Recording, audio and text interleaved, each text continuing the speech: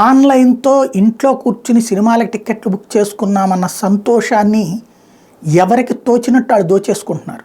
Cinema టిక్కెట్లకి అక్కడ ఒక వాళ్ళకో charge plus tax ఇవన్నీ ఒక ఎత్తు. రెండో పక్కన థియేటర్గా పోతే రేట్లేమో దోల తీర్చేస్తున్నారు.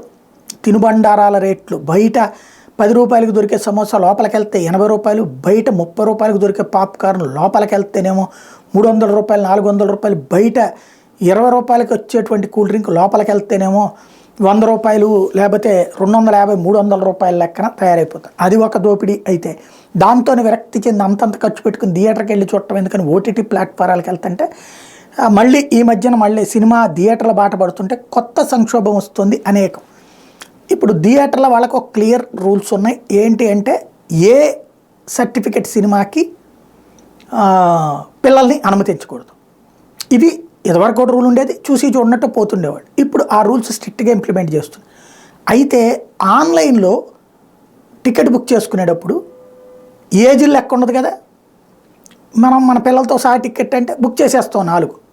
అక్కడికి వెళ్ళాక థియేటర్ల దగ్గర ఇది ఏ సర్టిఫికెట్, మీ పిల్లలు రావడానికి వీల్లేదు అని అడ్డుపడుతున్నారు.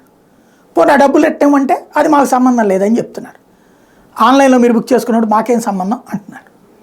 మరి పిల్లల అక్కడే ఓ పెద్దది, ఇప్పుడు అదేదో సిగరెట్టు లేకపోతే మద్యం నిషేధం అన్నట్టుగా ఇది ఏ సర్టిఫికెట్ సినిమా, మీతో పాటు మీ పిల్లలకి అనుమతి లేదు, 18 ఏళ్ళు దాటిన వాళ్ళు మాత్రమే చూడడానికి ఈ సినిమాకి హక్కు ఉంది, 18 ఏళ్ళ లోపు వాళ్ళైతే టికెట్ బుక్ చేసుకోకండి అని పెట్టాలి కదా.